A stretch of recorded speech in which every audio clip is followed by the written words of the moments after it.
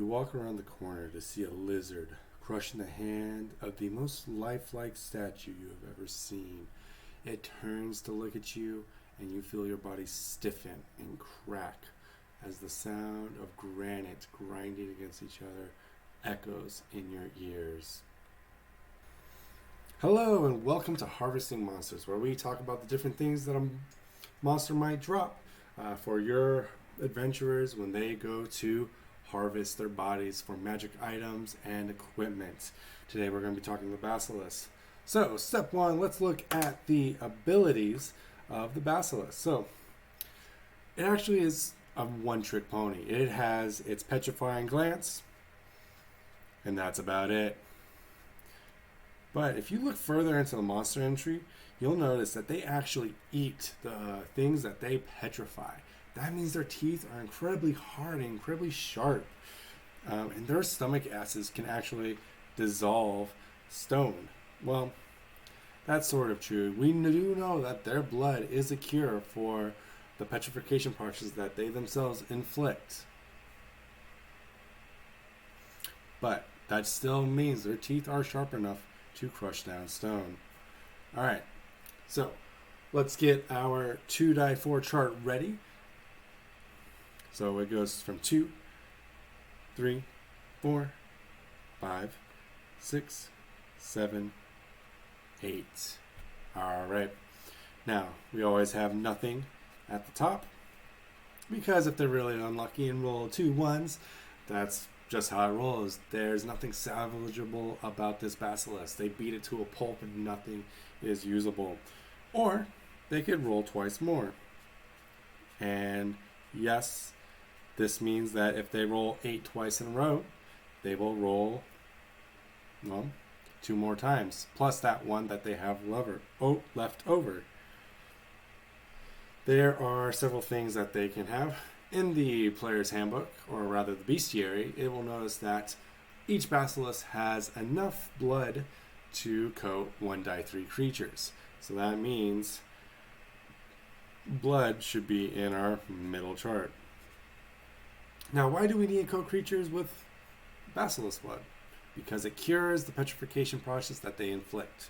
So we have to write that down. 1 die 3 creatures. Now, how much is this worth, you might ask? Well, Stone to Flesh is a 5th level spell, so it's probably going to run around that. But because it only affects the petrification process of a human within 1 hour, that means it is technically a cursed item. So let's look at our spell list. So 5 times 9 is 45 times 10, the ability to cast it. But we're going to multiply that by 0.5 or 0.7. So 450 times 0.7 equals, it's going to be 315 each. Gold pieces, naturally.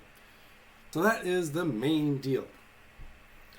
Next, we're going to put down their hide. The hide is not very interesting, but Basilisk face evolution. They can come in different colors, and it might be very interesting to have a Basilisk hide. Maybe it's more resistant to other effects. So each one will have enough for 1/2 of a medium creature.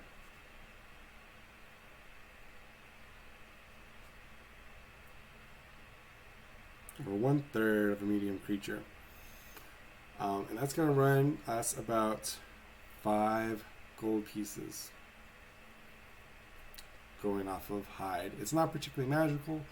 Basilisks aren't particularly sturdy creatures. It's a common thing, but it's not going to be great. The next thing is actually going to be pretty cool. It's going to be their eyes. Let's put their eyes over at 7, because those should be pretty rare. Now the eyes, because they do Stone to Flesh, I'm going to put them at 450 each, as if it was that spell. And they can have a die 2, obviously, each. Maybe one gets damaged as you slay the beast. And then we're also going to put teeth up here. Now, because basilisks are chomping on stone most of the time, I imagine they lose their teeth a lot, like sharks. So it could actually be pretty easy to get their teeth. So I'm going to put actually 2 die 10. So they at least get 2 that are usable, but maybe they get up to 20 teeth. And each tooth probably runs about, let's think about adamantine. So probably 6, maybe 30. Like each tooth is like half an arrowhead. And it's 60 gold pieces for an adamantine arrow. So each tooth is half. It's going to be 30 GP per tooth. And lastly, I'm going to put down stomach acid. I feel like this is a pretty potent acid. If it can digest stone, they usually have like 5 to 6 hit dice. So I'm going to put 2 die 4 vials. And those vials can run 20 GP each. Alright, now, the next part, what are these things here for? So stomach acid, this could be part of a flesh to stone spell, or stone to flesh. So stone to flesh. Maybe it deals extra damage against constructs or earth elementals. Constructs, elementals. The hide, non-magical, just neat. Sometimes you don't need magical items always. Sometimes just, yeah, my hide armor is made out of basilisk hide. Makes you look cool. Like maybe another adventurer can recognize that and they earn some esteem. You can't always just go off and kill dragons. Well, maybe you can. But like not everyone does it, so maybe this is one way to show kind of rank, wearing armor that is even like full plate that's made with buckles that have basilisk hide, like like a snakeskin belt. Now the blood obviously return people to flesh. Teeth, adamantine, eyes, stone earth spells, a spell component. Yeah. So, what kind of item can we make with the basilisk parts? Well, let's take a look. I think I have a good idea. Now, the item that I'm going to create is called the Stone Chewer. Now, the Stone Chewer has several good abilities. It's going to be made of adamantine because I feel like it needs to be able to deal damage to stone. And adamantine has this cool ability where it ignores the hardness of items with hardness less than it. So it's really good at sundering. So it's going to be made of adamantine. That is 3,000 gold pieces. So this is not going to be like a low level item. This is going to be something more interesting where like the players go out and they clear a basilisk nest and like they have to fight off a whole bunch of basilisks to get what they need. It's going to have Earth Elemental Bane. It's going to be a +1 Earth Elemental Bane. Again, this is kind of like a cursed item because it has that drawback. It can't hit all elementals, just Earth Elementals. So that's going to inflict a 0.7 modifier because that's actually at least 1/4 of like all the common elementals.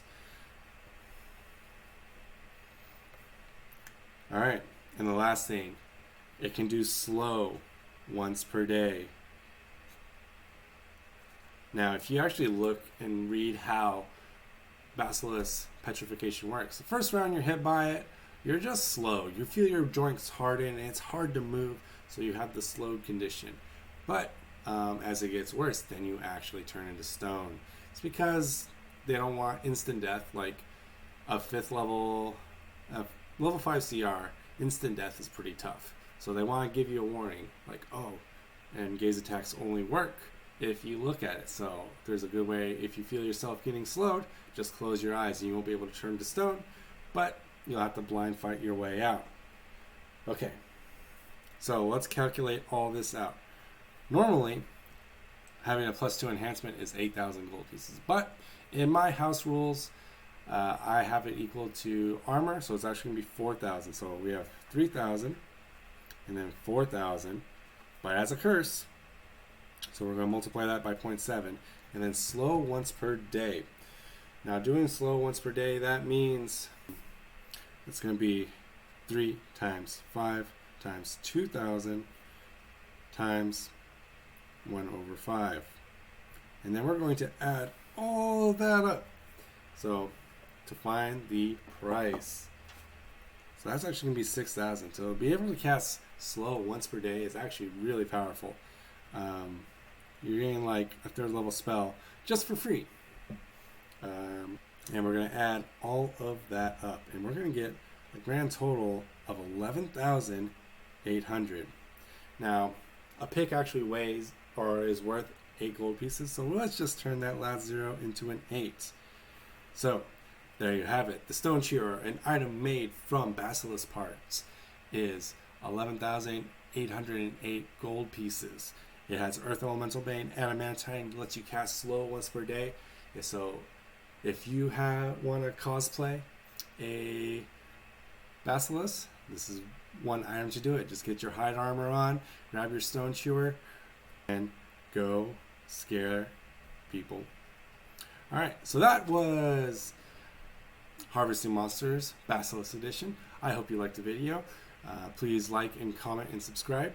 If you want me to do another drop chart for another monster in Pathfinder or D&D, I will be happy to do it. Leave it in the comments below, and I will make a video about it and create a magical item and its drop chart. So thank you for watching. I'll see you guys next time. Bye bye.